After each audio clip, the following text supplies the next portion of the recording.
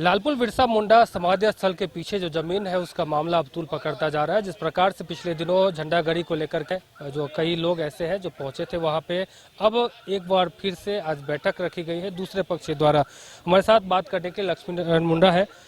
क्या लगता है जिस प्रकार से वहाँ झंडा गाड़ा गया था, फिर झंडा उखाड़ा भी गया, फिर से झंडागड़ी करने के लिए वहाँ लोग पहुंचे थे, ये मामला जो है लगातार अब तूल पकड़ता हुआ नजर आ रहा है। देखिए, हमारा साफ साफ इस संदर्भ में कहना है,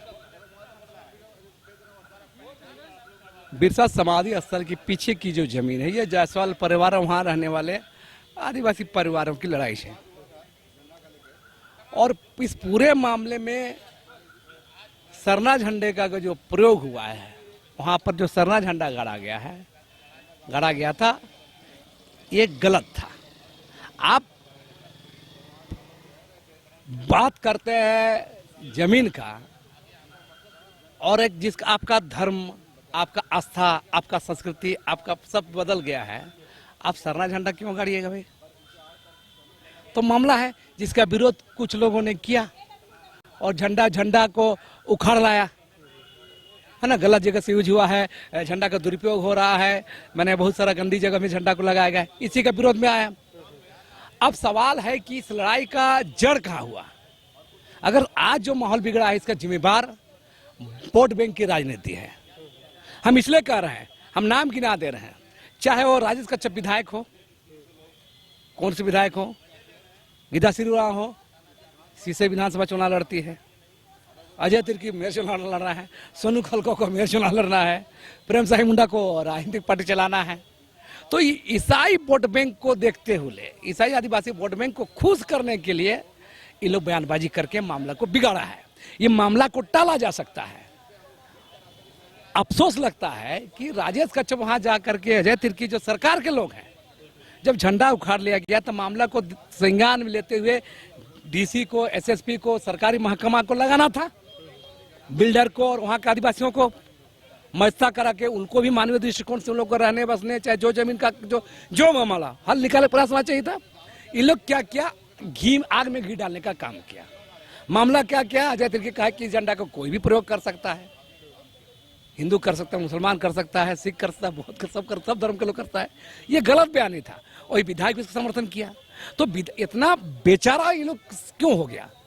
मैंने अपना सुरक्षा गार्ड लेने के लिए अजय तिर्की को परी हो जाता है, 2 गार्ड 3 गार्ड, और राजेश कच्छप को अपना बीडीओ, सीओ, थाना पर भी अपना मनमाना पोस्टिंग कराने का हो सकता है। अगर उतना ईमानदार है आदिवासी हित में, तो सरकारी जो महकमा है, जो प्रशासनिक महकमा को लगा करके न्याय दिलाने की ओर बढ़ना चाहिए था। तो इन लोग वोट बैंक की राजनीति के लिए इस सारा चीज को आग लगाया गया है। आज हम इसी पर चर्चा करने के लिए हम लोग बैठक किए हैं कि ऐसे विधायक, चाहे अजय तिर्की, चाहे और ऐसे लोग कर रहे हैं सिर्फ वोट बैंक के आड़ में। और ये मैं साफ साफ कर रहा हूँ, ये विवाद धार्मिक और सांस्कृतिक नहीं है, इससे ज्यादा राजनीतिक विवाद है। ये वोट बैंक की राजनीति के लिए सारा विवाद को बनाया गया है और उसी एंगल से चीजों को नैरेटिव सेट किया जा रहा है, गढ़ा जा रहा है, मामले को बढ़ाया जा रहा है। दुरुपयोग अगर कोई अनजान में करे तो उसको गलती मानते, पर कोई जानबूझकर करे तो इसको गलती नहीं मानते, इसको दुरुपयोग ही मानते और बहुत ही गहन दुरुपयोग मानते। जिस तरह जो घटना घटी, जो झंडा वाला मामला का, जो लालपुर बिरसा मुंडा समाधि स्थल के पीछे का जो मामला था, एक पक्ष जो है रातों रात को झंडा गाड़ता है। क्योंकि हमारा झंडा का एक अलग महत्व है। कभी भी हम लोग झंडा का जब पूजा करते हैं तो वो वाहनों के द्वारा किया जाता है। वहाँ के मोजा वहाँ पर पूरी विधि विधान से करते हैं, रूढ़ी परंपरा के अनुसार करते हैं, अपना कस्टम के अनुसार करते हैं। पर उन्होंने जो भी मकसद से अपना कार्य किया और झंडा गाड़ने का काम किया, ये तो पूरा दुर्भाग्यपूर्ण रहा ही। पर इनके साथ में जब अपने समाज के कुछ लोग उस झंडा को उखाड़ने गए तो गलती थोड़ा सा उन लोगों की भी मैं मानता हूँ कि उन्होंने भी स्थानीय वाहनों को एक बार सूचना नहीं दिया, उनको भी पूजा पाठ करके उनको उखाड़ना चाहिए।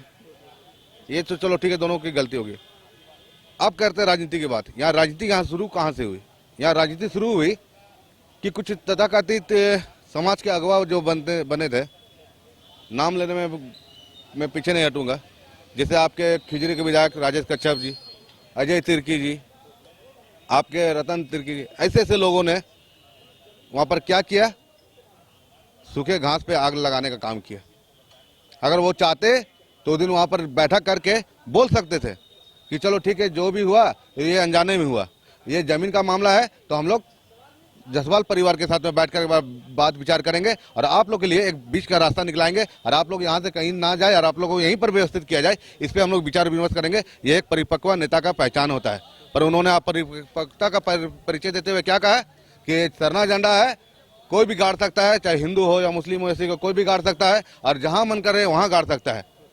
इतना अपरिपक्वता अगर एक विधायक में और उसके लोगों में हो तो आप समझ सकते कि इन्होंने समाज के बीच में क्या मैसेज दिया है।